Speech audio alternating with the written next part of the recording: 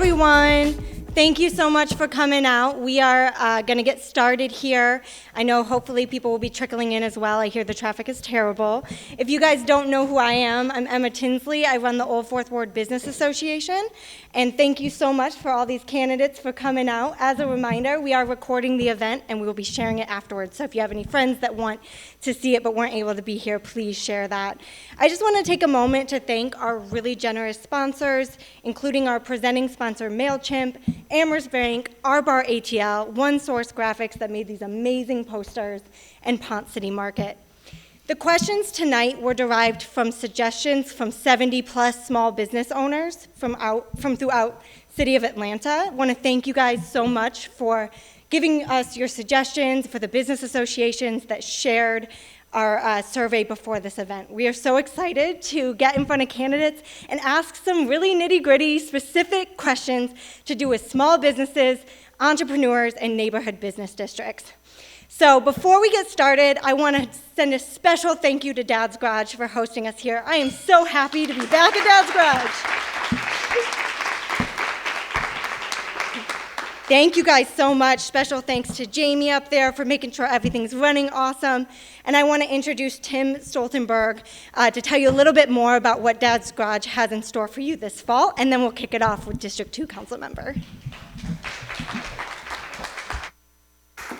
Hello, everybody. Thanks for coming out tonight. My name is Tim Stoltenberg. I'm the interim artistic director of Dad's Garage. And Dad's Garage, we're thrilled that we can offer this and be a support for the Old Fourth Ward. It's a pleasure for us. Some things that Dad's has going on during a pandemic is we are doing shows. We are doing shows Friday at 8 and Saturday at 8. We are asking for proof of vaccination or a negative PCR test. Masks are required, and we're only selling half our houses so we can have a little space. In October, we'll be adding 10:30 shows along with our 8 o'clocks on Friday and Saturday. So it gives you more options to come out and see us. October's a busy month, very Halloween-y, so we'll have a lot of horror things going on with our improv. We also have classes going on right now. You can go online and learn all about those classes. If you're like, wow, this improv stuff seems kind of fun, it is, and we will teach you how to do it. So you can sign up for those. We're also a nonprofit, so anytime you feel the move to support us in any way, we would love that. We get people volunteering here, come to see shows, and also donating. So if anything like that, we'd really appreciate your support. Please come see a show. That's my plugs I have for Dad's Garage. We're excited for tonight. Give a round of applause for all these wonderful candidates. Give it up for your moderators. And give it up for your DJ. One last give it up. Please put your hands together for the uncontested. It sounds like a boxing champion when I say that. The uncontested champion of District 2, your council member, Amir Faroqi. Thank you, Tim, and thank you to all of you for being here tonight. A big thank you to the Old Fourth Ward Business Association and Emma Tinsley for coordinating tonight's event. This is a lot of work in and of itself, but you have multiple events. And so I can only imagine the stress that you guys have put yourself under for doing this, but the city's better for y'all convening a number of these panels. And again, a big thank you to Dad's Garage for hosting. I remember sitting where y'all are sitting 4 years ago for the very same conversation on this stage. And we go through a lot of these when we run. And the only question I remember being asked through all those was one from this one, and I'm pretty sure it's probably not going to be asked tonight, but it's a good question, which was, if you could look back 4 years or 8, however long you're on city council, and there was like one thing you wanted to have accomplished, what would it have been? And so my answer was I wanted the equivalent of the Eisenhower interstate system. I wanted the Amir Faroqi sidewalk network all throughout Atlanta. And so that's been part and parcel of some of the work I've done in my first term. I just want to say, look, when you think about your favorite places to go in Atlanta, it is probably without fail a small business or a medium-sized business. It's not Dave & Buster's. And that's part and parcel with every study that's ever been done, that cities and their economies tend to grow almost always on the backs and through small and medium-sized businesses. And that oftentimes gets lost in our economic development conversations, and even as council members, how we think about the issues, because many of the same concerns residents have, small businesses have as well, whether it's public safety or transportation infrastructure so their employees and patrons can get to their establishment, or bureaucratic red tape at City Hall. There's a whole list of things that everyone in the city faces that small businesses do as well. The last year and a half has been really hard on everyone, but especially small business and especially hospitality and the arts. And so I think as we together look forward these next 4 years and we think about what is it that makes the city work for everyone, we have to make sure the small business component and the interest are at the table for that. So I appreciate the Business Association hosting tonight. Emma is an incredible advocate for businesses in the Old Fourth Ward. I have an honor of representing 6 neighborhoods, one of which is the Old Fourth Ward. I also live in the Old Fourth Ward, but also share a border with District 5, DeKalb Avenue, and then some meandering streets through Sweet Auburn into downtown. And so we have a lot of shared issues that we grapple with, and frankly have to collaborate on solving a lot of problems. So I look forward to working with one of you and all of you, frankly, because I know each of you are strong neighborhood advocates and civic leaders, and whether you win or not, you're still engaged in the city, and we're here to work together. So thank you for having me tonight, and I look forward to the conversation and the role that small businesses can play in our city. So thanks, y'all.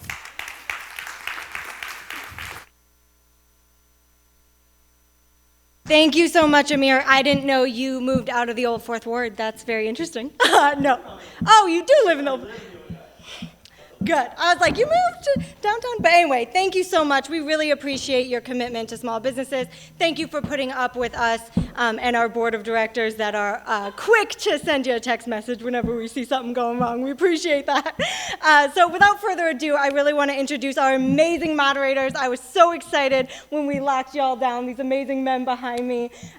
So what we have today, we have, I'm sorry. Apologize, y'all. The lights are bright.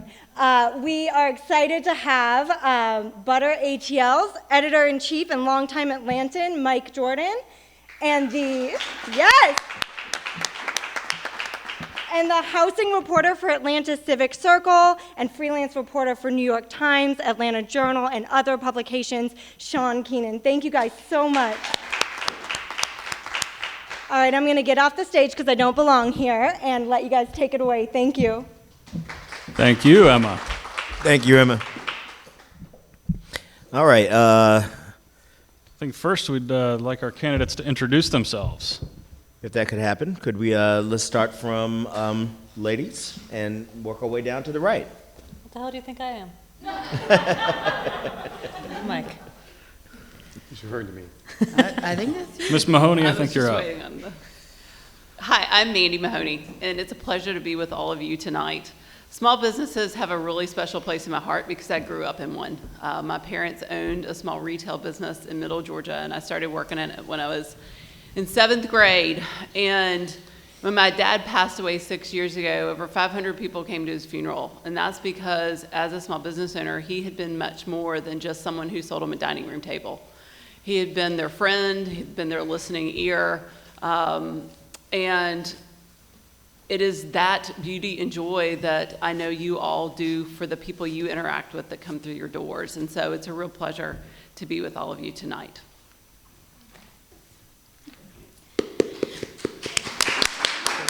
There we go. We're going to do the clap. Okay, we're doing clapping in between. Got it. Hi, my name is Katie Kissel, and I am president of Kirkwood Neighbors Organization. I am also a mother to 2 young children, Gus and Charlie, who should be getting ready for bed here soon. I am also a board member of HAY, Helping Empower Youth. We work with youth water entrepreneurs across the city. I also am a founding board member of Atlanta's chapter of Integrated Schools Organization, a steering committee and board member of Unearthing Farm, and there's something else. Oh, a legal observer with the ACLU. And I actually have to work in addition to that. So I work for a company called For Momentum, and we do outreach work on behalf of large national and international nonprofits like Habitat for Humanity and Boys and Girls Club. So I love this city, and I love everything about it, including its small business. As president of Kirkwood Neighbors Organization, I work directly with the Kirkwood Business Owners Association on a regular basis. In fact, in my time in that role, I've begun something that hadn't been done before, which was I meet with the meeting of the presidents, the Kirkwood Business Owners Association and the Kirkwood Neighbors Organization.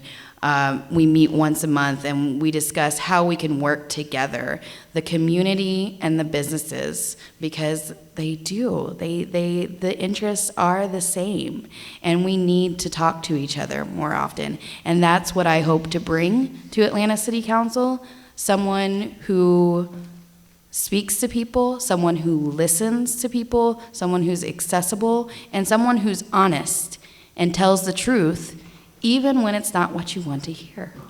Again, my name is Katie Kissel, and thank you guys for having me tonight.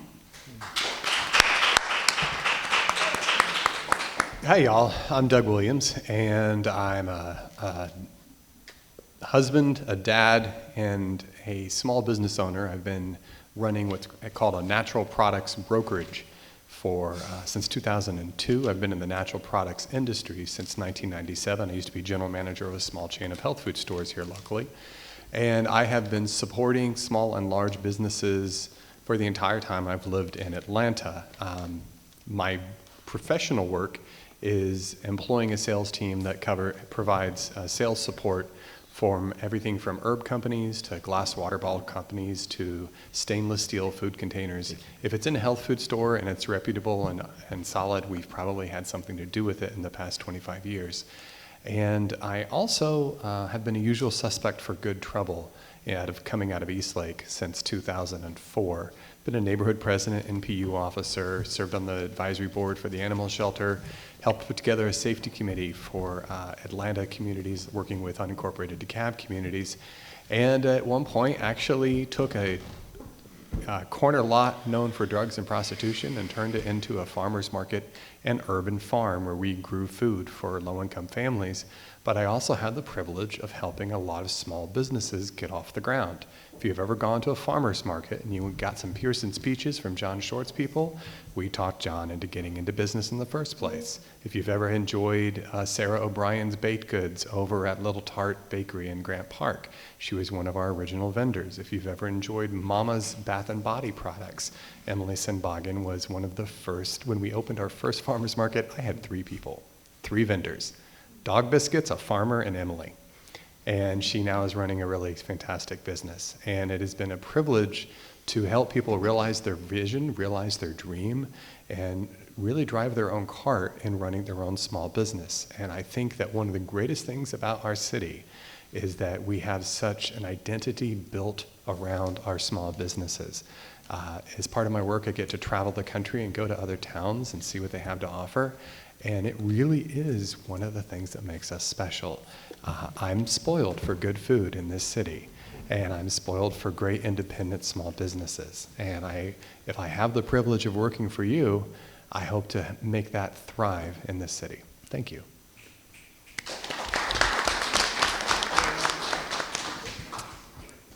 Oh, so the lady down here can go now? Well, thank you. Hey, so I'm Liliana Bakhtiari. I really think Doug should get into reading audiobooks because that was extremely relaxing. Well done. And I've actually, I grew up working just on the street. So my dad has been a small business owner in Edgewood since the 90s. It's still there, the pharmacy right after you cross under the bridge, the one with all the multicolored lettering. And I'm working on making him become a member. He's not very good at cooperating with me, but it's getting there. But he's been there since the 90s, and I grew up working right there with him. Before that at Grady, and then after he opened that pharmacy, and I grew up watching this community change. But just like every other small business owner, especially on Edgewood, but all throughout the city, he provided services to our unsheltered population and people struggling to survive and to make ends meet, just like we depend on small businesses in this city every single day. Small businesses are the cultural glue and the backbone of our local economies. It's why in 2017 when I ran, I did multiple small business events to promote all of our small businesses that had supported me throughout growing up in Atlanta, whether it's Noni's or it was Carroll Street or Argosy or whatever. There were businesses that looked out for me when I had nothing. And small businesses have been the backbone of our economy, and our city does not make it easy to live and operate in this city. It takes forever to get your permits. It takes forever to, if you sell alcohol, I'm so sorry, but thank you. If you do any form of small business in the city, you are doing exceptional work because you are upholding all of the communities that would fall apart without you there because you're doing mutual aid work. We see it all the time. We had a man freeze to death on Edgewood this year because our small businesses were closed. Because you guys have looked out for Mr. Polly forever. So the reason I am here and the reason I hope to represent this district, this incredible, very vibrant, extraordinary district that has been a home to me since I was very little, is because our small businesses make up everything and we are not making it easy for you all to thrive and to do well, even though you make our community as diverse and will give everyone here a lot of opportunities. So I'm really glad to be a part of this forum. I thought you were signaling me. Like That wasn't a signal. Too early. I know how excited you are about that air horn, so I was worried. But yes, so this community has been my home. My entire background is in mutual aid and crisis relief work. I've been doing this since I was a kid. I was raised in it, thankfully, because of my dad. And one of the things I'm proudest to say is that he opened his pharmacy in downtown Atlanta in this very district, in this very neighborhood, because he said he saw people dying of poverty just like where he came from as a poor rural farmer in the Middle East. So watching everything around our city get built up, but still seeing our small businesses continue to get the short end of the stick time and time again, even though y'all have caught us more times than we can count, is one of the many reasons I am running. And I look forward to being able to answer your questions today, even though we have a 1-minute time limit, Emma. So thank you guys.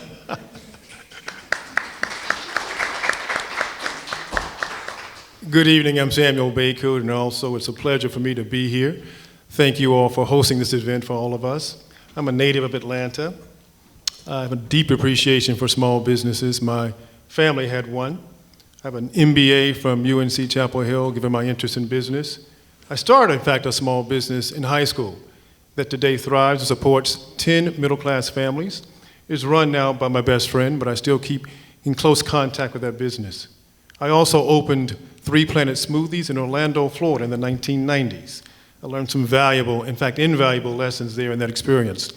I'm a returned Peace Corps volunteer from Ghana, West Africa. I worked with small business owners, helping them develop education and training programs, and I facilitated a micro revolving loan program. I've worked as an employee for a small business. I've also worked for a Fortune 500 company, so I understand the differences and appreciate that. Today, I run a nonprofit organization and also serve on, not quite as many, but serve on several nonprofit boards. Thank you very much and look forward to, again, the discussion this evening.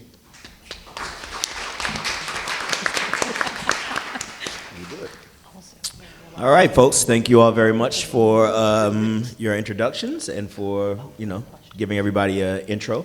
We have a question that I will go ahead and admit that is from our presenting sponsor, MailChimp. So, what would you do with 12 billion? No, that's a joke. You wouldn't give it to you anyway. So MailChimp has heard from customers in Atlanta with smaller businesses that they could use support with access to improved technology and business mentorship. What role do you think the city should play in providing accessible mentorship and technical assistance programs, and how would you improve upon what is currently offered? I think it's a pretty good question, actually. Will you read it again? Yeah, one more time. What role do you think the city should play in providing accessible mentorship and technical assistance programs, and how would you improve upon what is currently offered?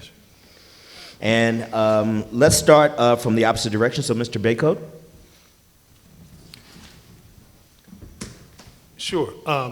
Excellent question, by the way. And as I mentioned in my introduction, I am a mentor to a small business, so I certainly appreciate the value of mentoring. I think the city has an invaluable role to play in that. The platform for mentoring needs to be established, set up by the city. The actual of getting, if you're going to actually tap the mentors needed to run those programs, the city has to take an active role in recruiting those people, and then making matches too, matches with the appropriate companies to make sure that you've got the right kind of mentors to the right kinds of companies that need it.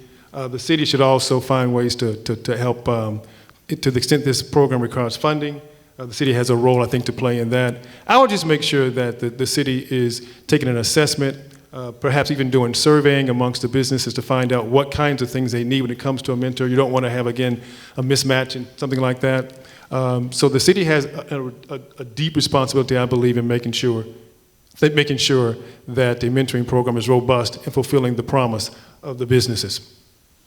Thank you. Okay, so as far as being able to expand on mentorship programs, there are programs that Invest Atlanta has, the the SBA Emerging Leaders Initiative that we need to give greater access to, providing more economic mobility, looking at Start Me and expanding on the services that are there, and providing, making it easier and doing more mentorship programs with experienced businesses by funding also a lot of our business associations, because they assist with starting up a lot of our local businesses. And also they're doing it again as volunteers and are burning themselves out, and financing a lot of our business associations would allow them to do things like work on more workforce housing so that people could actually live in the communities where they work, or being able to do things like actually educate people on how to properly start up or apply for grants or get more funding, because Start Me assists with that. But also, if we're talking about technical programming, building on workforce development programs and starting at a younger age. So yes, helping small businesses, but I believe that we should be starting career training with some of these small businesses and technical programs that a lot of our unions provide, starting at a middle school level. So I would also add to that.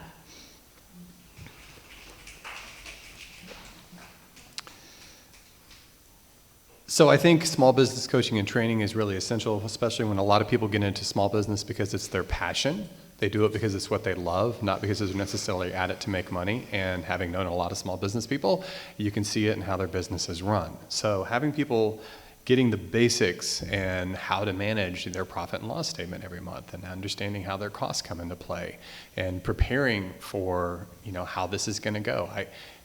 Quite often when people want to start a health food store or would start a small business in the natural products industry, somebody would send them to come talk to me, and I would give them the Come to Jesus talk. It's like, okay, so we're prepared to not make money this first year, right? We're prepared to go 2 years without reliable income, right? We're planning for that, aren't we? And giving them basics and financial planning and what to expect, as well as grant resources, but also helping them with just understanding simple things like Microsoft Office or Google Business. That sort of training resources through our community center could be huge. Oh, go right ahead. Sorry, yes. Oh. Oh, okay. Yes. Oh, I'm on you.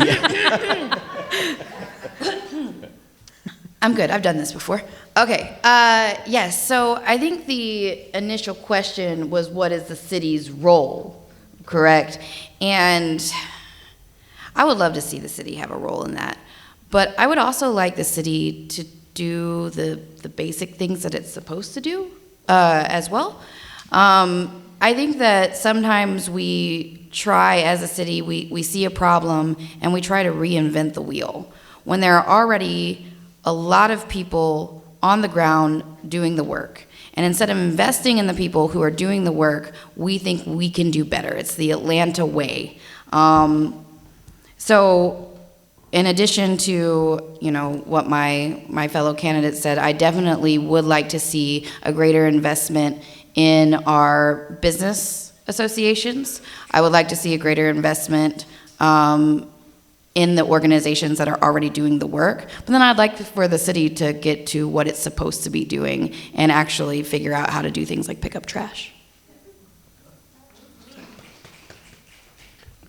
I'm going to focus my answer on two specific things. One, WorkSource Atlanta is housed within Invest Atlanta now, and that is where these resources to provide TA and mentorship flows.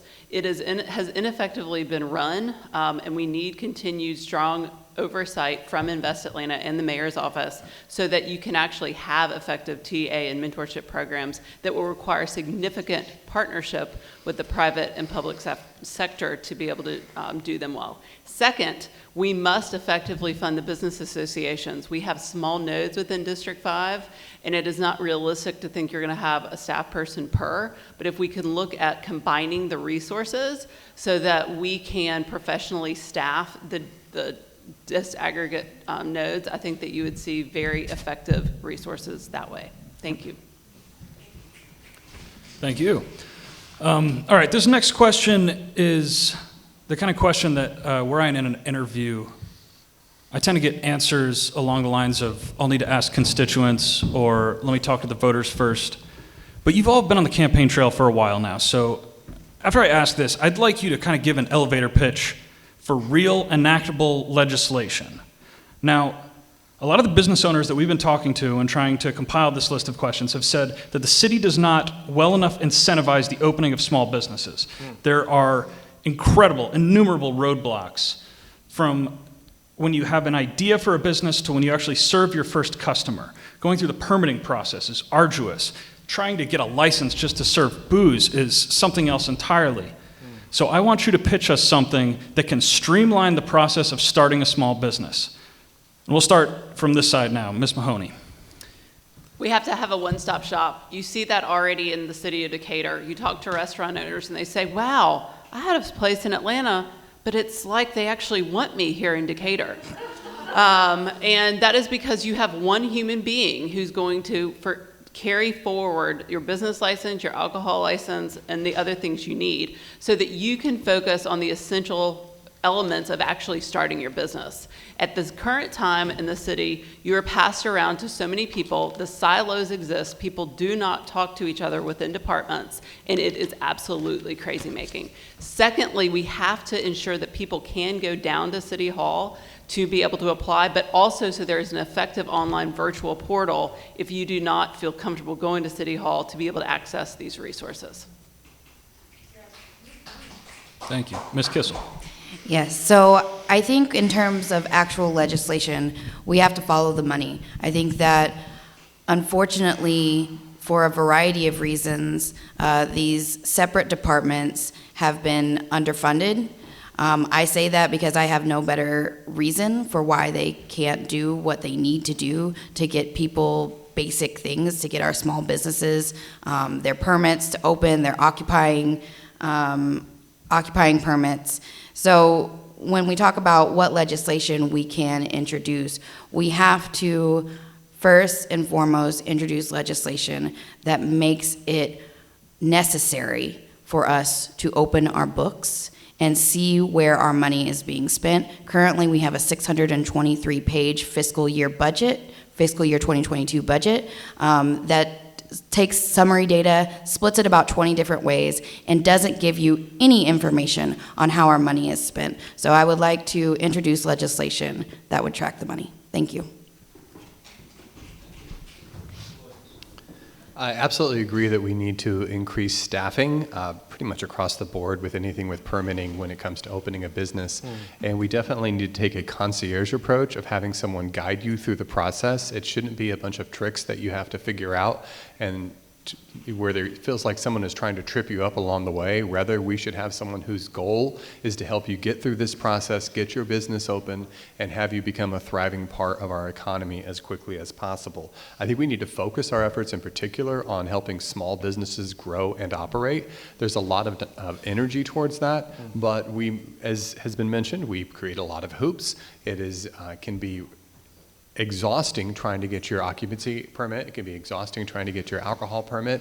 Over in my community in Second Hosea, we've got a great new Hip and Hops ready to open, but they're still waiting for their distillery license and have been for like 2 months. So that's the ongoing story when you talk to people. We need to facilitate this process and make it easy for people to become successful, not make it more difficult.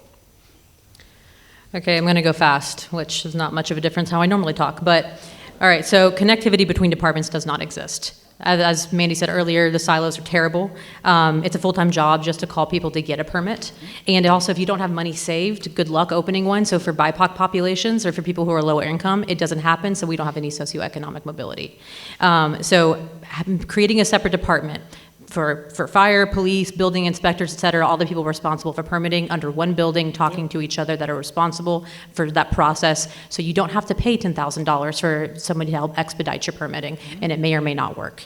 You need We need to update all of our technology. Wouldn't it be great to do an online application or, permit application rather than having to mail a check? In addition, I would push to do alcohol licensing based on occupancy instead of flat rates, because a place like Dad's Garage serving alcohol is going to pay the same in fees as Dave & Buster's, which is ridiculous. And so we need to do it based on occupancy, despite the fact that bars have to pay an excise tax, which is a lot.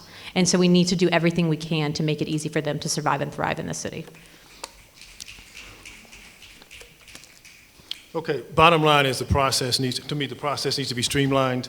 We do need a one-stop shop for sure, and that there should be help there with particularly how to apply for loans. I think small businesses are affected a lot in trying to get started. That is access to capital, so that should be available. And the website, of course, the city has, when it relates to opening up businesses, should be regularly updated with the resources available that small business owners need to make sure they're getting the information they need timely. Thank you. Thank you. By the way, the after party's at Dave & Buster's, so a lot of you all are not fucking invited, but anyway. All right. All right. Now, this kind of piggybacks off of that in a way, and I wanted to get into, small business and when a small business is essential to the community, unlike Dave & Buster's, but when you lack the wealthy and political connections that big businesses and big names have, how do you plan to prioritize the needs of these small businesses? So we talked a little bit about that, but I'd like to get a little bit more specifics. Prioritizing their needs. Would you like to go ahead, Mr. Baycode? Sure. Yeah, I'm an engager. I like to find out exactly, in terms of prioritizing something, what a business owner needs first and then go on from there. I mentioned earlier, I think capital is one of them. So we'll certainly make, as a priority, access to capital. Also think access to, I heard, going to the mentoring question, I think being able to talk to someone about how to get a business going, in particular what area they're in, is important. I think then also how to sustain that business too. Understanding how to do simple things like run your books, keep your records, marketing, operational matters, how to employ workers and keep them there. I would, again, prioritize based on the essential things to run a business and make sure that those things are in place so that those business owners can thrive. Yes. Coming down, yeah. So in addition to everything that I already listed, I think the most important thing is listening to the businesses and showing up. I live in a small neighborhood, but I made sure for this run to be a member of every business association there is. I actively work with Edgewood businesses because, no offense to all the other business associations, but what's going on Edgewood is a microcosm of everything and all the hell that other small businesses face because of all the security issues. I think the street closure is a perfect example of how the city did not listen to businesses' needs. And all they would have had to have done is actually listened and conferred with the experts that knew what was going on their street, between the drug abuse, between sex trafficking, between all of the speeding and everything else going on, to actually defer to the people that live and work on the street to know what needed to be done. I will not ever pass legislation or anything else without deferring to the experts first. I talked to no less than 20 business owners while prepping for this forum to make sure that I was prepared on what I said. And also, just to tackle on the last one, need checks and balances on the review board, because they should not be allowed to charge small businesses retroactively for things they did not do wrong. And I'll leave it there. So if we're... Sorry, Doug. It's a very heavy phone. Sorry. That's all right. Put that in my pocket. So one of the things I have some experience with is helping people get right off the ground with the smallest level of small business, which is your farmers markets, which have been huge. I'd like to see a lot more, but one of the challenges in growing farmers markets is we need more farmers. There's a whole lot of things we can be doing. That's a whole nother discussion. But one of the another things within your small farmers markets is having production space. So you may have a great idea for a salsa or a sauce or cookies, but you need a commercial kitchen to work in to meet Board of Health standards. So we used to have something over on Memorial Drive called the Entrepreneurium that was a commercial kitchen space. But the problem with those, it's not a very profitable business model. It's capital intensive, and if you're making money at it, you're usually too expensive to help the people who really need your resources. So that is something the city can fund and support and set up commercial kitchens, commercial production space to basically serve as an incubator for our small businesses so they don't have to go out and get a lot of capital loans, but rather can start small scale manufacturing and build from there to go into our local markets until they can then get their own shop. Okay. Yeah, it's me this time. So, as specifically as a District 5 representative, what I would look for on my staff would be to have one particular person who would be responsible for maintaining relationships with small businesses in addition to myself. So I know that there would be someone who would have the connections and be able to work alongside me to service the small businesses, making sure that they're able to get through while we work through these processes. Because we're talking about introducing legislation, we're talking about making changes, and those all things need to happen. But the job starts in January. And so you need to know what's going to happen on that day and how this office specifically is going to help you as you move forward. And so that would be the thing that I would do, would be have a dedicated staff member to supporting small business.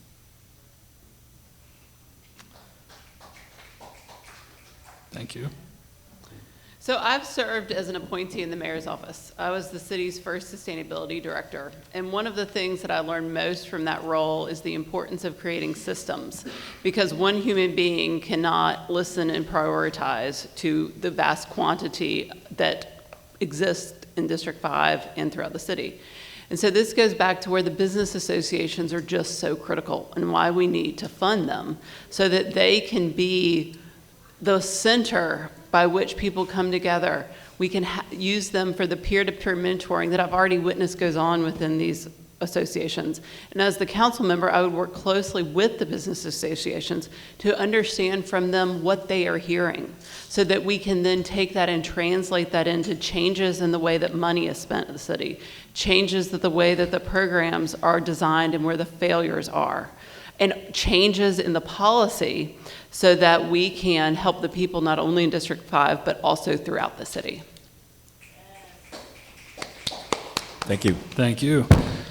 I guess Amir left. I was going to ask him why we don't have a Dave & Buster's nearby, but I'll just save that for next It was forum. just an example. I'm sorry for killing that joke.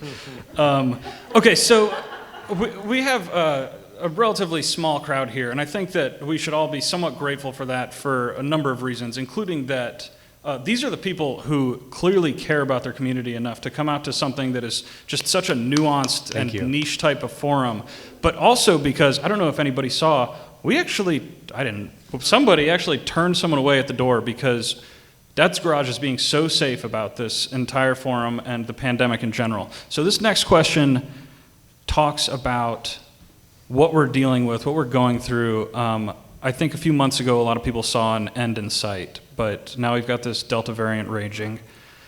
I'm curious if, as a representative for your district, you would enact vaccine or testing mandates for small businesses, whether that be for staff or for their customers, and if you could kind of expound on that. I'd like to start in the center this time with Mr. Williams, and then we'll go that way and loop back around. Curveball. That's okay. I figured it was going to happen sooner or later. Yeah. This is something that hits really close to home personally, and I take this very seriously, having lost a family member this year to COVID. And we all have to take this seriously in a state that doesn't. And to be perfectly honest, I don't know that we have that capacity of what you're suggesting. I don't think the governor's law allows us to do that. So what we've got to do is incentivize businesses to do that. I think we also need to be incentivizing our businesses or helping our businesses survive this pandemic. Because if you're running a restaurant and you can't have people in at the regular level, your costs haven't changed. Food costs are going up. Rent is remaining the same. So we need to be waiving some of our tax fees. They're getting small business loans, that's helping, but we're still having to charge them taxes. So if somebody's late with their taxes, skip the late penalty. Give them a break, give them extended periods, and then provide tax incentives for those who do the right thing to protect their customers and their employees. Yes. Also building on that, thank you, Doug. I also lost a family member and 2 friends during this pandemic to COVID. And the fact is we do live in a state that doesn't prioritize our safety at all. And Absolutely incentivizing, but making sure to do strong educational programming, especially in BIPOC communities, so that they understand what is happening, because we're also fighting a lot of misinformation. We have to humanize this issue. We have to do tax incentives. We have to push for people to do this. We have to meet them where they are. And we're going to have to do it without a governor's blessing. So we also have to use intergovernmental relationships to work with our county commissioners, to work with the legislators we have at the state capitol who are doing the right thing and pushing for more things, pushing for more education and more things to help incentivize people to get vaccinated. But the longer people stay unvaccinated, the longer this virus will continue to mutate, and the farther behind we will fall. But we also, there are programs right now that we need to invest in, like one coming out of the West End that's being funded by the Rockefeller Foundation, that has the ability to observe wastewater and determine when there is an uptick in COVID cases, so we can start proactively, or what's the word I'm looking for? Preventing? No. What's the word I'm looking for? Starts with the P, huh? We'll get it next time. Preemptively. There's the word. Tackling it. God damn it. No phones in class. Just take it away. You can give it to her. Just leave it on the ground. We're on Ms. Kissel now, right? Well, I certainly think that the city has a role to play in this, and I believe that helping businesses establish the appropriate vaccination policies is one of them. And it should be done through incentives. I think making it restrictive is not the way to go. You need to understand that businesses are certainly unique and different. I believe that everyone, though, wants to see this pandemic end. Would certainly encourage everyone to get vaccinated, and the city should be, again, leading that charge. And to the extent that we can help them develop those policies, we should also be focused on, to the extent that additional PPE is needed, that the city is providing channels to make sure that that's something that our businesses can get access to fairly readily. And I believe that the city perhaps can even consider reprogramming and kind of mobilizing its assets, other assets, to help with addressing the pandemic issue itself, and maybe even bringing together a panel of sorts of people in the community, health professionals, who can certainly help us design mobilization efforts as we need them as this pandemic continues to spread. Thank you. Ms. Mahoney? Thank you. I shared with you all as the first sustainability director, climate change policy is what I've spent my career working on. And you want to talk about getting people to change their behavior. So what is often useful is to work with behavioral scientists. And we have amazing universities in this town. And I believe that we need to more effectively learn from them about what they're seeing, as both can be used as carrots and sticks. And then it goes back to the business district. This is the listening. So rather than telling the business districts, I think businesses, it's essential to listen to what is coming from the businesses about what help they need. For instance, the counties are making incentive payments to people that have not been vaccinated at the $100 level, DeKalb and Fulton. Great partnership opportunity. What other things like that would the businesses like to see would be the first question that I would ask, and I would go to the business districts to ask that. Thank you. Ms. Kissel. Thank you. Yeah, I think, to your original question, we don't have the authority to do what you're asking for. I think if anyone you should be asking that question of that might be able to make a larger impact there would be the executive branch. But I do think that incentivizing is important. I think that education is important. To speak to Mandy's point, using our universities, using behavioral science to incentivize people.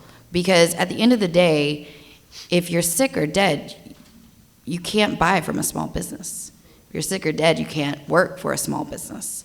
And so while it is an issue that directly affects our small businesses, it affects all of us. And so we have to use a holistic approach, and it is the best thing for all of us that we have as many people get vaccinated. Yes, the DeKalb County incentivization program has been very successful. I'd like to see that repeated. Thank you. Thank you. Thank you very much. All right, time for some gotcha journalism. Now, one of the things I did in my life before the Butter.ATL days, I launched Thrillist here in Atlanta in 2008. Did that by myself for 4 years. So this is a question that I kind of know the answer to, but I'd love to hear the answers from each of you, and also specific about some Chapter 10-ness.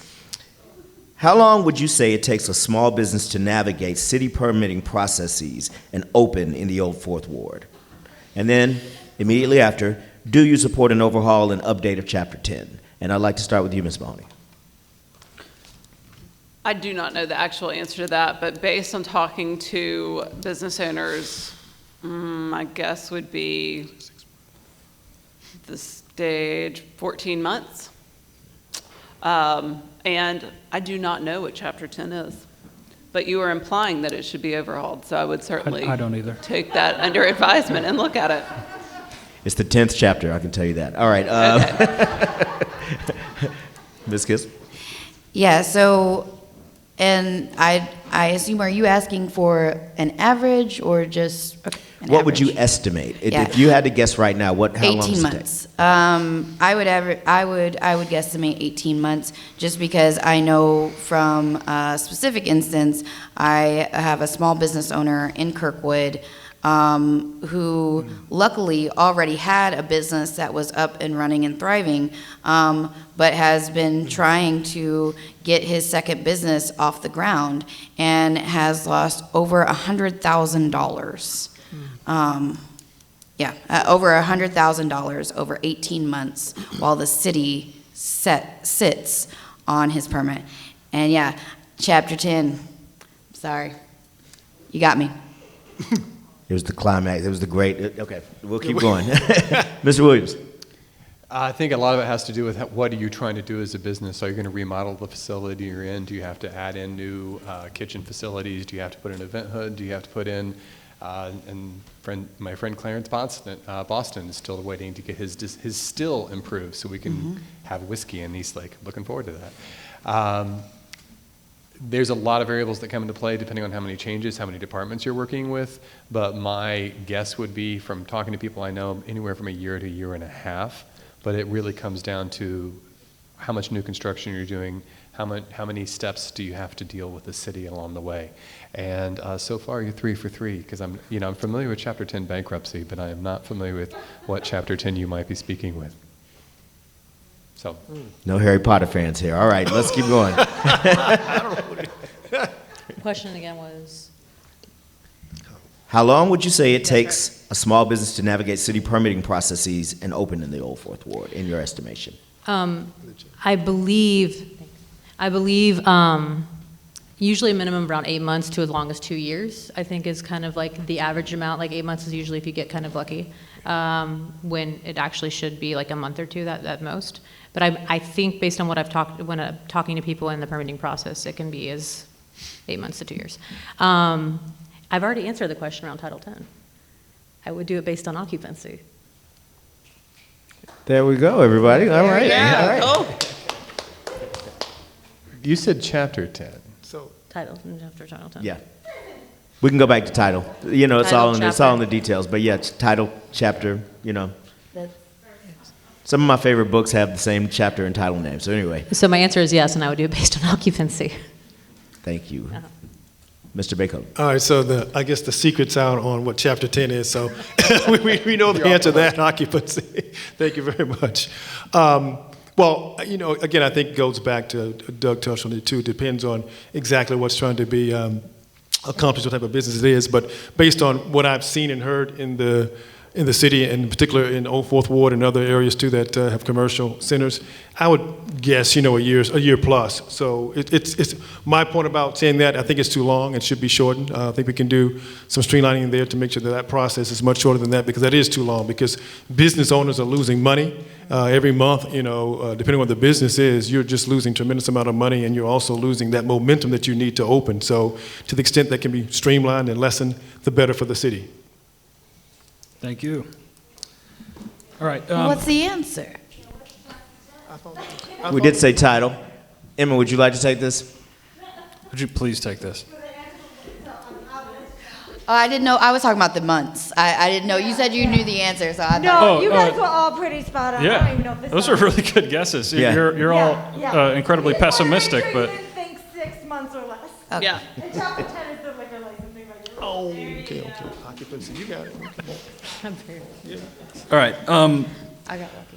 A lot of the business owners that we consulted when putting these questions together said that the city seems maybe too solely focused on supporting and listening to large corporate businesses while failing to understand the importance of our legacy, minority-owned, and independent businesses to creating a sense of community and identity in the city.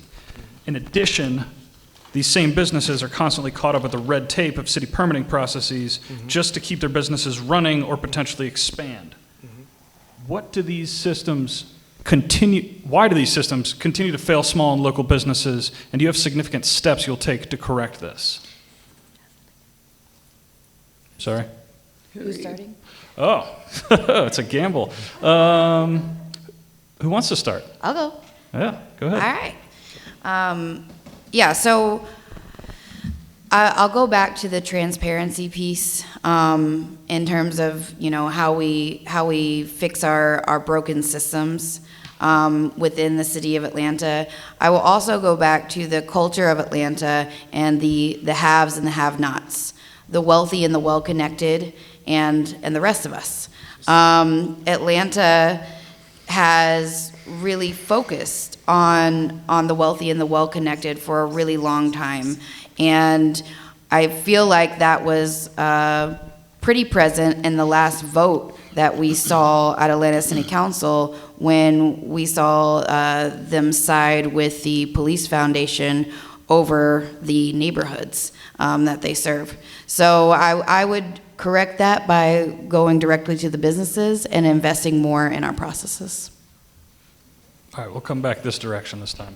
Ms. Mahoney. Great, thank you. Invest Atlanta focuses their attraction on the large corporations. And that is an area that we need to see more resources go to incentivizing small entrepreneurial startups. We know that incubators and early stage capital makes all the difference when you're just getting off the ground. And it's very hard when you don't come from money to be able to access that. And so we need to see a change with how the funding is doing. I also think this is a really important place for partnership. We've talked already about mentorship and technical assistance, but also startup efforts that come out of the universities or other nonprofits like Center for Civil like CCI, they are also really important pieces of this to support these small businesses in getting off the ground and thriving. Thank you. Mr. Baycoat? Whenever you've got a problem like this, when you're trying to solve it, I think it boils down to leadership. So there's been a lack of leadership and accountability on this. We need to hold the leaders that we have and the future leaders accountable for their actions. If they're not addressing the small business community, there should be some reckoning, if you will. I think now we're at a point in time where we have gone through a period where many of us, with this awakening, if you will, where we understand that issues of equity, fairness, sustainability, and justice are important. So I think now is a perfect time for leadership to step out there and make sure that small businesses are being listened to. I will certainly champion for the rights and the needs of small businesses if it means completely means engagement, understanding their needs, and then taking those to the streets if we have to. Thank you. Could you repeat it one more time? I just want to understand the question. Sure. I'm sorry. All right, so many businesses, wait, nope, I'm lost. There we are. Okay, so the long and short of it is, it seems that in many ways the city prioritizes larger corporate businesses before smaller businesses. And some of them are forced to go through expediters, things of that nature. So essentially we're asking, how do you level the playing field for the people in this room who are trying to figure out who they want to vote for?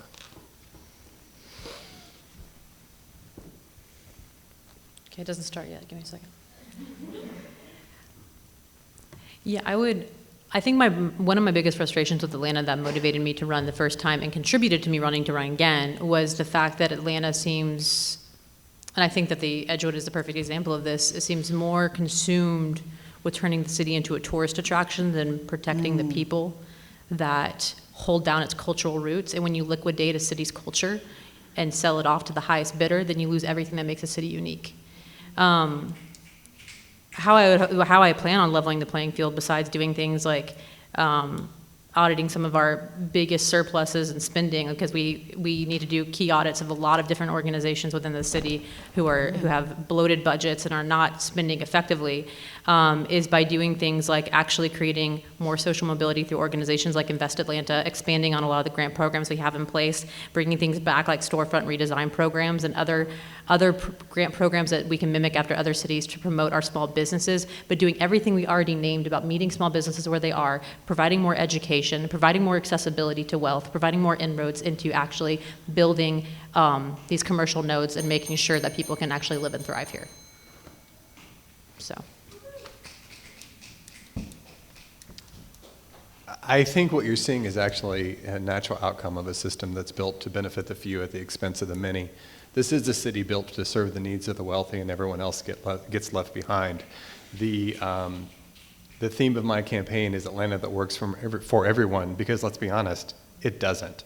And that's what the first thing that we've got to fix. And I think that the way we deal with small businesses on a lot of this is similar to how we deal with code enforcement. We're really, really short-staffed in a gotcha game, and we should be having a fully staffed city that works with systems that work, that are built to ensure your success. But instead, we've all been sucked into this idea that government can't work, we shouldn't hold it accountable, and then once we're sucked into that, we don't hold our leadership accountable. What we need are systems that are built to work, that help people get into compliance and support success. Instead, we have a system built on seeking forgiveness rather than permission, because you can't count on the system to work, and then you end up with bootleg bars running on restaurant systems. Thanks. Excellent. All right, that's actually a pretty good segue. I need you to not read my notes next time before you. Appreciate it. So talking about that and talking about who is served in the city, small and local businesses often pay higher wages to their employees and provide better work environments than larger businesses. As housing costs rise in Atlanta, and especially in the in-town neighborhoods like the Old Fourth Ward, employees of local businesses are having a difficult time, more difficult than ever, to live in the neighborhoods they work. Are there alternatives to the current affordable housing model in Atlanta that can ensure service workers can afford to live in the communities they serve, the specific communities they serve? Who would like to take this first? Sure. Liliana, you raise your hand first. Doug, do you want to go and then me? Okay. You know what I think about every time I hear this question is what happened to Miriam. My entire community has been, like my entire community of friends, a lot of us were raised broke and we had small businesses that looked out for us, but as the city has built up and paychecks haven't gone up at all, or payment hasn't gone up, and people have to commute longer miles and have to drive longer hours. Right now, on average, 32%, like 38% of income for an average Atlanta renter goes towards housing. 52% when you factor in transportation costs. We need to double, triple, quadruple workforce housing. We need to be building duplexes, triplexes along major transit corridors. We need to be doing deeply affordable. I am not talking about 80%. I'm not talking about 60% AMI. I'm talking about deeply affordable workforce housing that has to be prioritized and people stop giving lip service to. And if I had a longer than a minute, I would go into all of the details about how we can make that happen with zoning, but that has to be the biggest priority, is housing people who make our city run. Please. So I often describe Atlanta as a city that's been too busy to hate, but frankly is too busy to care for its own people. And our affordable housing directly reflects that. We are building as quickly as we can for those who want to spend $500,000 on a home, and we don't give a damn for those who actually need affordable housing. We need to have an intentional, thoughtful approach to prioritize housing first. When you listen to the people in responding to the recent MRMU discussion, you listen to our friends in Lake Claire. Now, some of the folks are absolute NIMBYs. I'm not here for them. The people who actually are concerned about this year would tell you, hey, we don't mind the increased density, but we need the affordable housing, and don't make it optional. We absolutely can use the missing middle to help provide affordable housing in that 60% to 80% bracket, but when you look at the math, it does not work with land acquisition and housing costs, construction costs where they are. We need to hold all tax breaks and only provide them for those who are building affordable housing in the 50% or less bracket for building. You can't make the math work without these subsidies. That's where we should exclusively be giving our subsidies to build workforce housing. Affordable housing is the #1 issue facing our city, period. 5 things that I think you need to do to address affordable housing in the city. Address the zoning code, increase density near transit. Frankly, I'd like to see us increase the option for density all over our city. Second thing is you have to address the taxes, especially for our legacy and low-income residents who have been here. They are, as we see the land prices increase, and with increased density, the land prices will increase even more. Their taxes are rising exponentially. Third, I would say that you need to incentivize affordable housing, incentivize, beyond 80% and 60%, all the way down to 30% of AMI. And I'm not going to get to the whole thing. And then finally, you have to do all of this with transparency, and you have to bring the neighborhoods in and spend the time to educate them and make them understand where this is coming from and the fact that we are currently building at a deficit. Thank you. Thank you. One quick request. This is just a thing of mine. Whenever we're using an initialism, can you all please explain what that is? YKTV. What, you mean like You AMI? know the vibes. See, I didn't even know what you know the vibes was, but that's what I mean. So, Are you talking please, about AMI? Whenever we talk about AMI and also Area Media Income. Area median income. Thank you. very much. Thank you You for just throw pointing up a that out. jargon giraffe, and then I can help you out. YKTV. I've spent the last 10 years working on adequate affordable housing policy in the Deep South, and I never use the term AMI because it loses everyone. We need to talk about the amount of money that people actually make, and we're really talking about Atlanta needs to help people that make between $30,000 and $50,000 a year. First, we have to unlock all of the land that the city and APS owns that is currently sitting vacant. And we need to use things like the Atlanta Land Trust model to keep it in a permanent affordable housing. Second, we need to make our capital incentives available so that affordable housing developers can build more units. This includes groups like Columbia Residential. They're already doing this in cities like Athens, Georgia, and have been trying to get the city of Atlanta to avail themselves of these best practices. The city has yet to do that. Finally, we have over 8 neighborhoods in Atlanta that have over a 35% vacancy rate. We need to breathe lives back into them so that the units in those neighborhoods can be places where people actually want to live, and put policy in place to keep them permanently affordable. Thank you. Mr. Baycoat. Yeah, certainly. Affordable housing is indeed a critical issue for this city. And it's one of those always on deck, if you all hands on deck moments for the city. There are lots of things you can do for affordable housing, from incentivizing it to zoning to assistance programs, and all of those things are available, direct subsidies, and I think they all will play a role in addressing this to again, a limited extent in each case. I just think everything needs to be on the table, needs to be looked at. There are lots of successes in Atlanta, but there are also lots of failures too, where things just haven't quite worked out, and sometimes it's that missing piece that we didn't quite do. So again, you need to go back, look at the process, how it works, understand what we're trying to address, get with developers as well to understand what they can build, get with communities and understand what they need, and then design the policies and the zoning around that. Thank you. I'm going to go a little off book here, just because some of your responses have kind of inspired this question about the state government roadblocks that we deal with when we're trying to govern for Atlanta. And we were just talking a bit about wages. Some of you probably know you have to earn something like 5 times the minimum wage to afford to live in Atlanta. We were talking about mask mandates and other COVID-related policies. So I want to get your opinion on what state laws are most inhibiting small businesses in Atlanta from flourishing. I don't think we've started with you, Ms. Kissel. Did. I'm so sorry. I think we've I'm started with happy to everybody go now, though, right? first on this All one. right. So I ran a nonprofit that works in 11 states in the Southeast on changing public policy. And number one, the most restrictive thing that southern states do, including Georgia, is they don't allow local governments to define their own policy needs. And when we try to, they slap a state law on us that prevents us from doing that. And so Atlanta has been the bastion of progressive thought in this state, yet the legislature continues to be the block of that. And I don't see that changing anytime soon. I think we're going to stay a red state. But I do think that it's important for the mayor and council to be able to find effective ways to work with legislators in the governor's office so that things that really matter, we can find a negotiated answer on. Yeah, I agree with that in the sense that, you know, it's funny how some people talk about less government unless it's not what they want.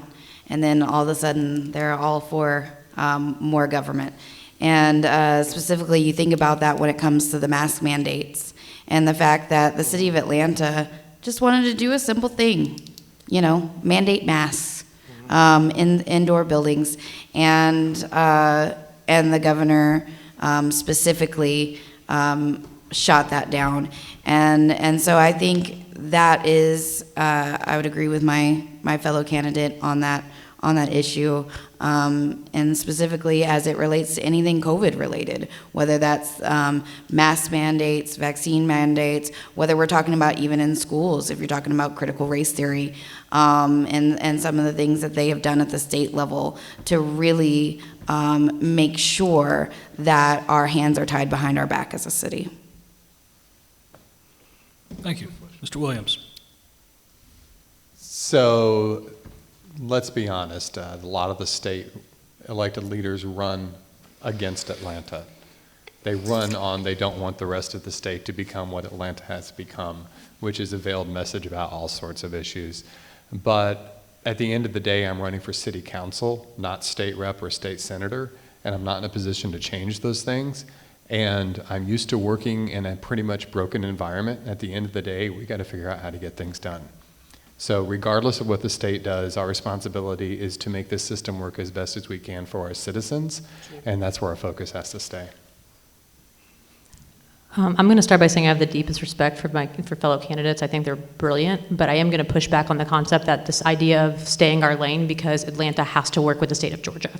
Atlanta makes 96% of the overall income for the state of Georgia, and that needs to be leveraged. And yes, they keep us from doing things like taxing parking lots. They keep us from doing things like raising minimum wage citywide, which should honestly be $30, not $15, because that's less than $30,000 a year. They need to allow us to do things like have more freedom over our taxes of what we can do with our rental, motel, hotel tax. That's just a few things. But I consistently have worked. I'll put it like this. 4 days after my last election ended in 2017, I started a PAC to invest more money from out-of-state progressives into Georgia because Dems were not giving to other Dems under the Gold Dome. And yes, this is a nonpartisan race, but it is a red state, now purple, but we can be doing more. Council can absolutely work with the state legislature to begin making progress because intergovernmental collaboration needs to happen to create progress from everyone. We cannot stay a blue dot or an island. We have to lead the state in what our state can and what other municipal governments can look like in the Southeast. That's what I believe.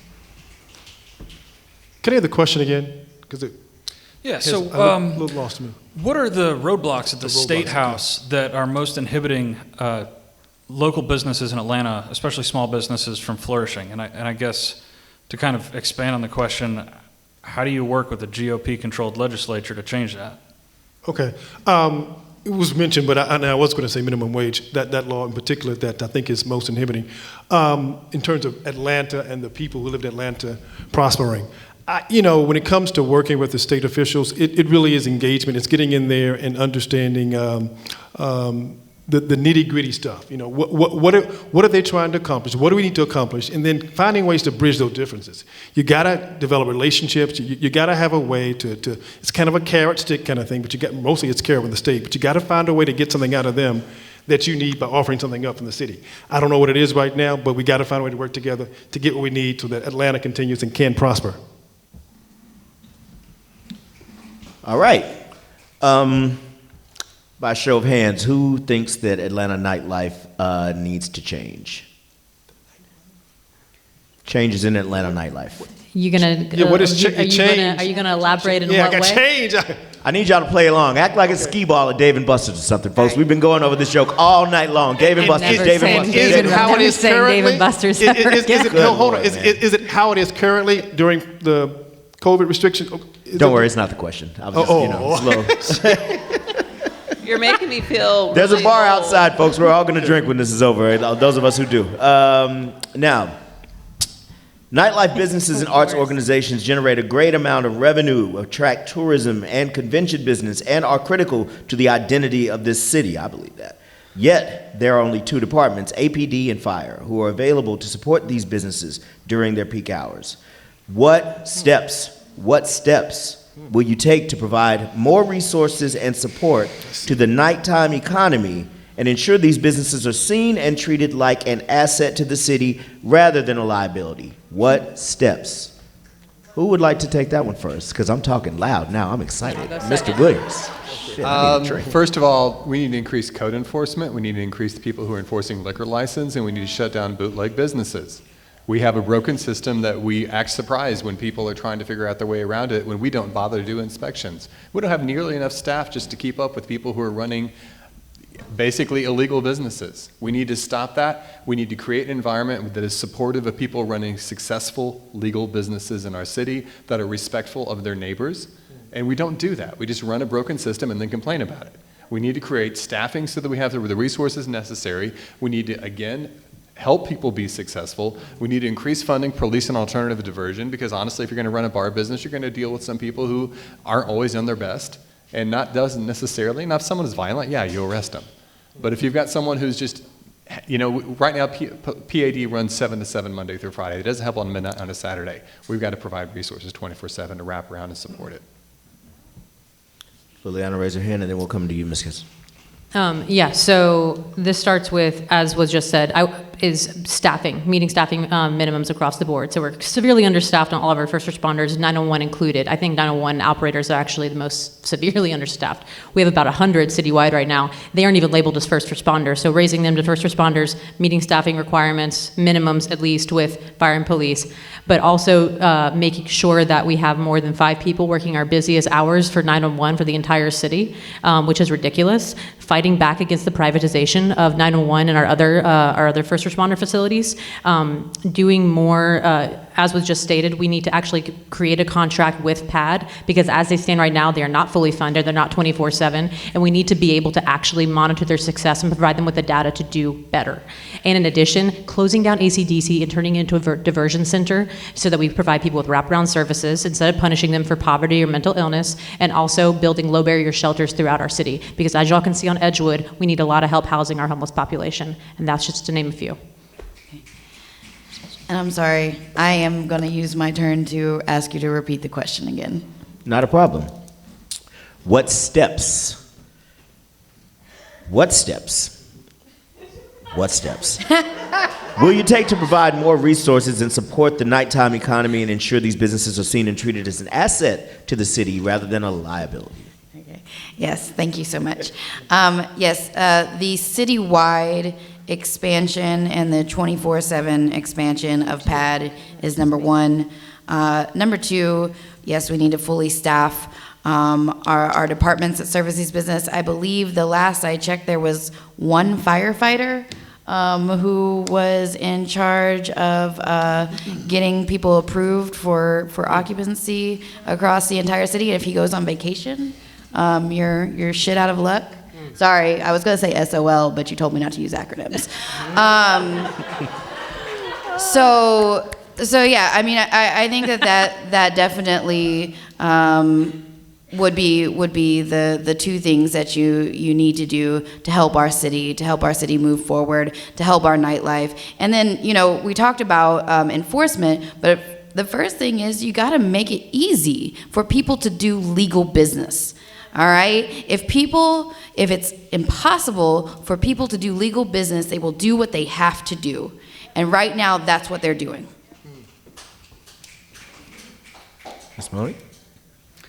I really appreciate all the things that my fellow candidates have said so far tonight. And what I'll add to it, again, I think this goes back to the role of the business districts, using them as the source for information for how the businesses need to be better supported. Because your question really gets at how do we celebrate them as thriving businesses in our community and not treating them as less than. So listening to them and hearing what they need differently. I think we've covered the issues with procurement and business license and everything. They are businesses that just want to operate as businesses. But with it tied into this is that we don't have an effective police force that is able to respond and support people and support them at the hours that they're operating. And we need to bring in new and different and more resources so that the police aren't trying to be everything for all people, because we know that is not a good solution. When I heard that question and I began to kind of ponder on it, 24/7, nightlife, this city shuts down too soon, in my opinion. If it's going to be that 24/7, that truly aspirational, if you will, international city that we think about, it's not, of course, New York is not LA, but it's Atlanta. And it's got goals in mind. And it wants to be, again, the bright lights kind of city. It's got to show it can play with them.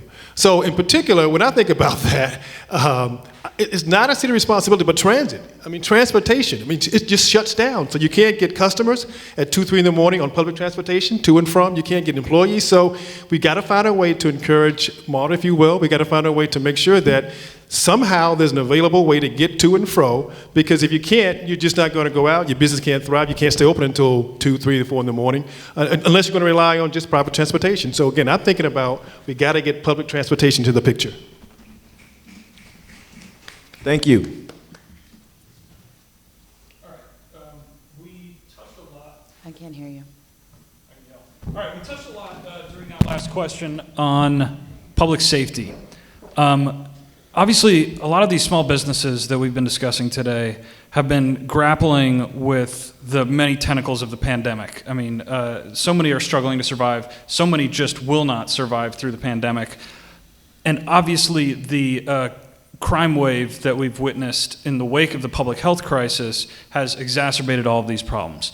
So I'd like you to talk a little bit about how you can be tactful about reforming our police system while also maintaining consciousness of the wariness that so many of our marginalized communities have of the police.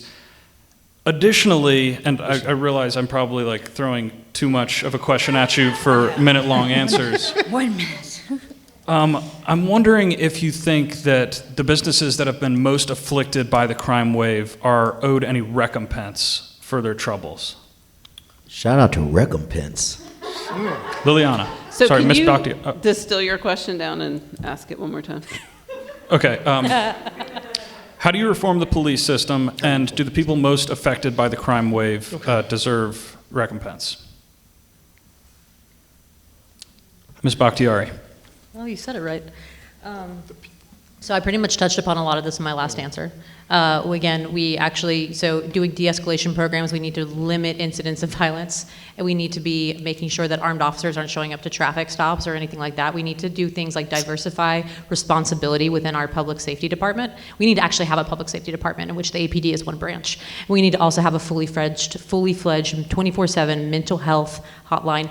PAD should not be with 311, it should be with 911, because we know that 311 needs a lot of its own infrastructural help, but this would allow us to diversify the tactics in which we approach people suffering from different causes of poverty or mental illness, which should not be they should not be punished and be diverted out of the prison complex, which is why, as I said, ACDC should be turned into a diversion center with wraparound services, which would lower recidivism rates and also set people up for success. And in addition, we need to we need to educate the public on other things that are available besides police. Half of the calls that come into 911 are non-emergent. So we need to also educate people on other resources they can be using. And yes, I do believe businesses deserve recompense. Thank you. Can we head to Mr. Baycoat? Yeah, I'll pick up on that recompense issue. I was thinking about that because the police issue, reforming the police, the public safety department, I think is clearly based in training and making sure that we have de-escalation as a part of that, rebuilding the confidence and trust in police with the community. With the recompense issue, that's such a broad and very impacting idea, and I think it requires some engagement with the people out there, all of us really talking about, well, what is fair, what is just when you talk about recompense. And I think at that point, when people begin to understand what you're talking about, when you say recompense, you'll then get some buy-in. Is it like perhaps identifying certain needs that these businesses now have that they're not getting, that we can certainly address? Is it some way of providing for them more of services? I think we need to have a discussion on exactly what they need and then have complete buy-in, engagement with the community, and that way I think we can move forward with some understanding that we're all together. Thank you. Ms. Mahoney. I am a broken record. I think that this is where the business districts again come in. I do not have an opinion on recompense. I know, having run a business, that we would not have survived but for the money that the federal government made available to us. And I think many businesses have relied on that to get through last year. And so there need to be an analysis of how money needs to flow differently, because the game has changed courtesy of COVID, and the crime being an outgrowth of how society has changed. So I do think that we need to use our existing systems to go back and really understand what the resources that they're needed. Recompense may be one thing, but it probably would be money better spent to just freaking fix the procurement department and the business office department than just giving cash handouts. I agree. Thanks for being inside my head, Bandy. You're welcome. Do I think they deserve recompense? Yes. Do I think they'll get it? No. It's the truth. We have other things. We have a broken system, and I agree that the first thing we have to do is we have to fix the broken systems. And that's where our money needs to be spent. And money is a limited resource. So, we've got to put it towards fixing the broken system. Otherwise, we're just kicking the can down the road. And we're going to be perpetually paying recompense to people for the stuff that we're screwing up, to infinity. I would say, in terms of reforming the police, I absolutely advocate for that. As a legal observer with the ACLU, I have stood and I have marched with people, and I definitely would like to see us do more to reform and work with community policing. Thank you. Thank you. So given the city is self-insured against lawsuits, I think that the courts are probably the likely way that recompense is going to happen, and the city's going to fight it like hell. We absolutely must have professionalism and accountability with our police officers. I've won awards for improving that accountability, but the reason I pursued it was the first time I had a gun put in my face was driving with black friends my first week of having a driver's license. And when I was a child, my friends Marco and Michelle had their brother, a gentleman by the name of Michael Taylor, murdered while handcuffed in the back of a police car, and they called it suicide. And that was a pretty well-known case if you look up who killed Michael Taylor. So realizing how detrimental police abuse can be within the community, and to my friends, I made it a point to get involved in working on that relationship as a community leader in a mostly black neighborhood. It starts with community policing. It starts with having people know who they're working with. It starts with humanizing the relationship and getting officers to live in the communities in which they serve. The good news is we have support for that. Most of our cops are good cops, and they want to work within these communities. It can get better. Thank you all. All right, getting down to the end of this thing, we're going to talk about Beltline. You might have heard of it. Beltline, Special Service District, not just SSD. Special service. Beltline Special Service District was passed this year by City Council, despite concerns, cops say, from the local business community that additional taxes could make it difficult for smaller businesses to thrive in Beltline neighborhoods. How will your time as a City Council District 5 representative of this great place we're in, how will you ensure that the Atlanta Beltline supports the growth of small and local businesses, particularly those that are not directly on the Beltline path, but still impacted by an increase in property values? I'm happy to repeat the question for anyone who would like that to happen. Can you make sure that you're repeating it? The question is under a minute? Not for you. Would anyone like to take that question first? Could you repeat it? I certainly can. We'll get the last part of that again. How will you ensure the Beltline supports the growth of small and local businesses, particularly those that are not directly on the Beltline path but still impacted by an increase in the property values? You'll take it? Ms. Hizzle. Yeah, so when this initially passed, in terms of the increased taxes in order to fund the completion of the Beltline, I am in favor of funding and completing the Beltline.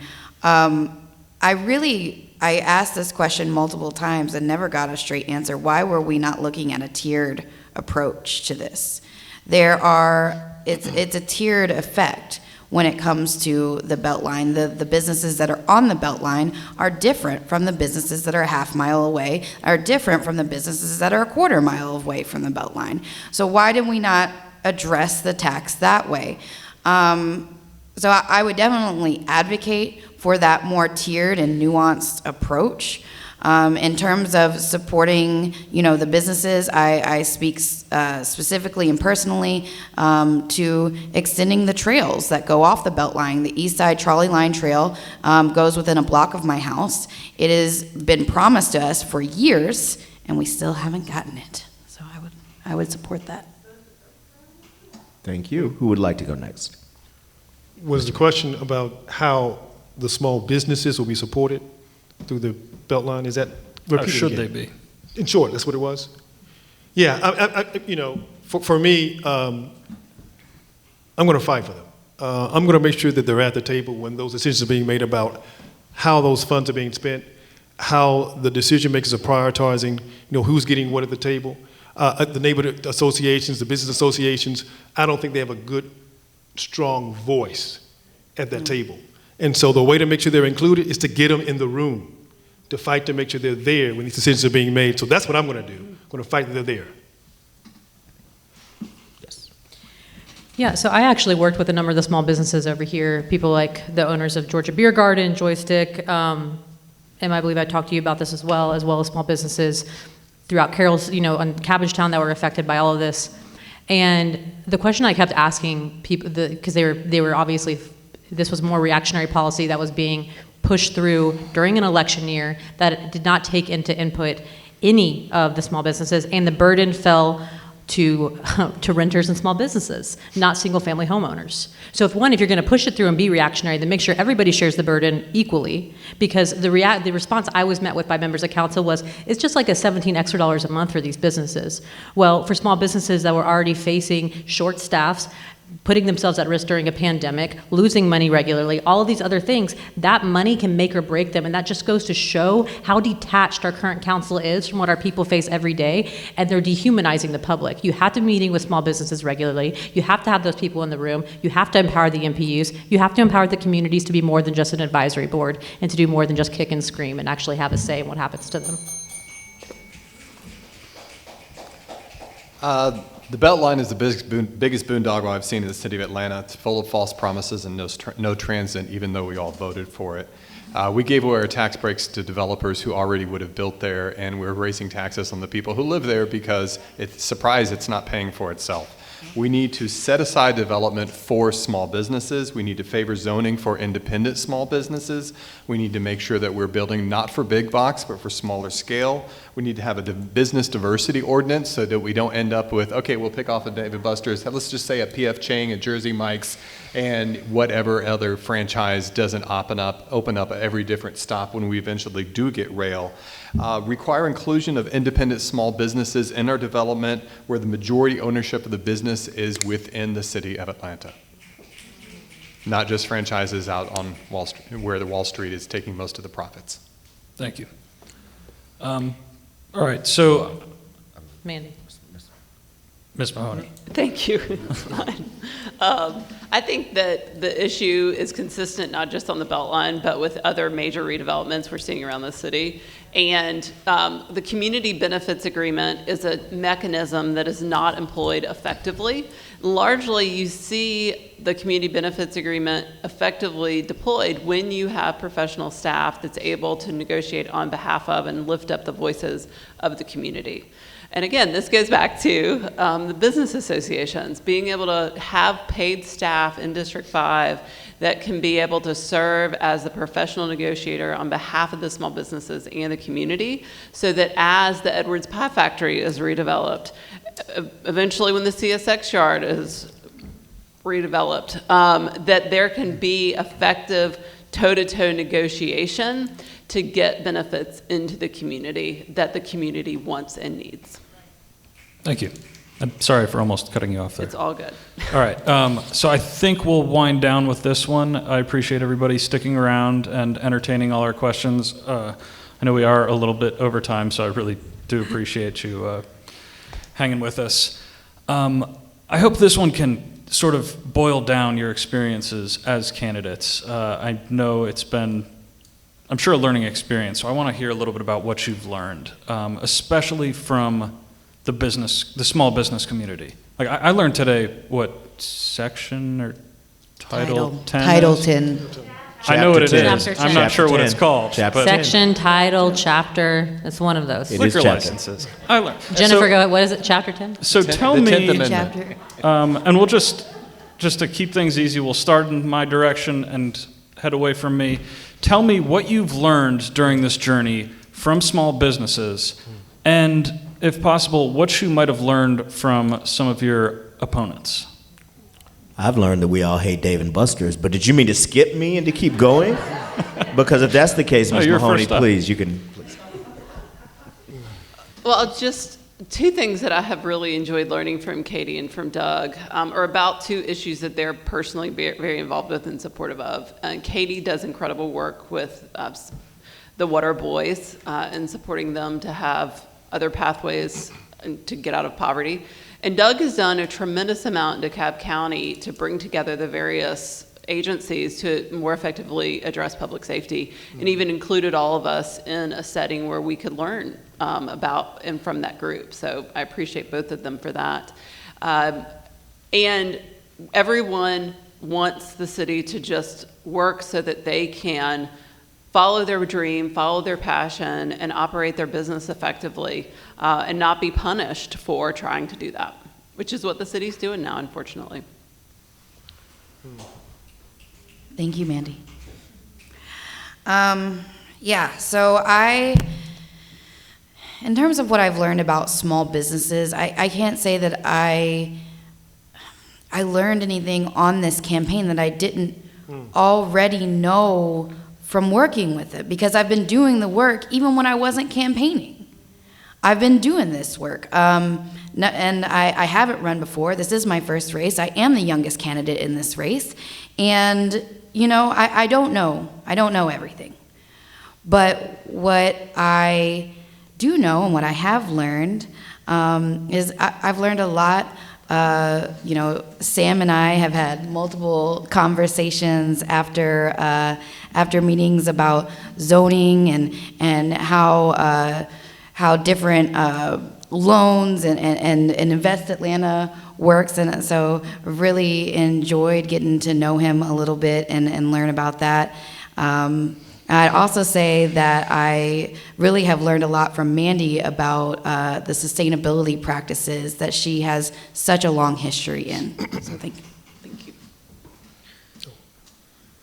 So I feel like this is my book report. So from Mandy, I can say I've actually learned a lot about environmentalism, and that passion of yours shows through. Katie has brought perspectives on what it means to be a bike commuter in Atlanta that I had not considered. Liliana has made low barrier shelters part of my understanding of the homelessness issues, and if there's nothing else I get out of this campaign, you've taught that to me. And Sam brings a perspective from how developers often look at things, but that's been really educational. And what I've learned from small business people is how much a royal pain in the ass doing business with the city of Atlanta really can be. I had a sense of it as I like to joke that if you're a community organizer in Atlanta and DeKalb, you get twice the government and half the services. But let's be honest, I had no clue what a royal, exhausting process it can be until I really started talking to business owners about what it takes to get something open and running and how difficult we make it. It's a nightmare, and God bless all of you.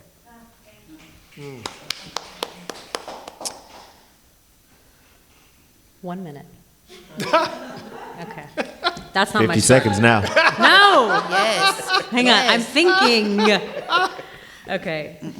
I think that each of us, I mean, I think Mandy and I have been doing this one a long time, and the rest of us jumped in, still pretty early on, and watching how everyone has shifted throughout this whole thing and how much each of us has grown has been tremendous. Not to mention just the mutual respect that's been shown, and Doug has repeatedly picked me up when I'm down, which I always appreciate, and he's taught me a lot more around understanding, community organizing and what do you call yourself? What type of hippie? Just a big old hippie? Oh, professional hippie, actually. Professional hippie. The term that we go with. I'm in the health food industry. I know. And Sam consistently teaches me more the business aspects. I'm a community organizer. That's my whole background. But what the business community has consistently taught me is how to operationalize different ideas and constant resiliency. They always move the finish line for small businesses, and yet you guys always adapt to catch up. And that's the case with any minority population, and something that I resonate with the SBA community because of everything I've dealt with growing up. So thank you guys for always being there and for always showing your resilience. Let me say this is a great way to, I think this is the end, great way to end this truly productive forum. I have learned from the business community, and it's not very new to me, but really it's been reinforced that it's just so underappreciated what you all do, but yet you provide so much to this community. I'm sure you've gotten a sense that we feel that you're vital to us and to the city to continue to grow. Yet we don't give you enough. We don't respect you enough. We really truly undervalue and underappreciate you. And you feel it. You've said that to me, and so that's what I've heard and I've learned. And I've been doing a lot of listening to business people, not really expecting them to listen to me. I've been trying to really understand them before you kind of understand me, and I think that's what it's about. It's about trying to put myself into your shoes as best possible to be able to serve you well as a council person. My fellow candidates, I mean, I truly am just so impressed with all of them. I've enjoyed to really get to know each one. They've got something special in their own individual way, and I've benefited from talking with them. That was still a beautiful note to end on, Sam. Thank you so Did much. the bell really have to ruin that I moment? was gonna say, come on, he was just getting ready to talk about. Tearing up. Just as he's about to talk about us. This is a city of laws, okay? The bell, law. All right. How about a round of applause for our candidates? Thank you so much for coming out tonight. And how about a round of applause for Mike, who is putting on a clinic on how to do this while I was just floundering? That's not true. Everyone here is going to sample the hit song. I think we all know the name of the term now. Reppins. Did I say it right? Recompense. Recompense. Yes. I said it wrong. That's the remix. But everyone pay him at the end of the night. Pay your publisher. Recompense. All right. You guys want to hang out? Yeah. Let's drink. Cool. Can we just agree that the District 5 candidate should just run the whole damn thing after this? I'm not going to fight you on that one. All right. God, the lights are finally dimming. Holy cow. Sean, thanks Dad's Garage and Magic Neighbors for filming this. If you want to support the Local 4 Business Association, Butter.ATL, or Atlanta Civic Circle, there's some QR codes downstairs you can scan with your phone. And we got to head out of the theater now, but feel free to grab a drink and hang out outside. Thank you. Thank you, guys.